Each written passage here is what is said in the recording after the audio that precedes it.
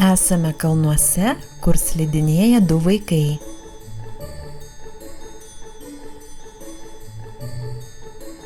Vienas berniukas ir viena mergaitė.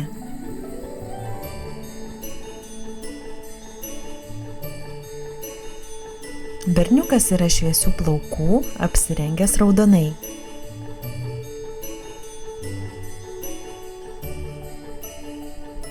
Ant galvos jis turi užsimovęs raudoną kepurę, vilki raudoną slidinėjimo striukę ir raudonas slidinėjimo kelnes.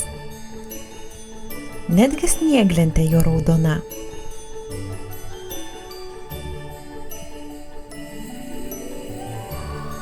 Berniuko nematome, nes jis užsidėjęs slidinėjimo akinius. Šalia jo čiuožia mergaitė ilgais juodais plaukais. Mergaitė dėvi mėlynus slidinėjimo drabužius, kepurę, striukę ir kelnes.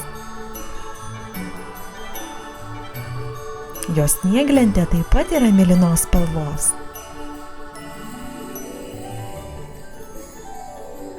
Vaikai atrodo linksmi, nes už jų nuostabūs aukšti kalnai, jie moka čiuožti snieglentę ir puikiai leidžia žiemos atostogas.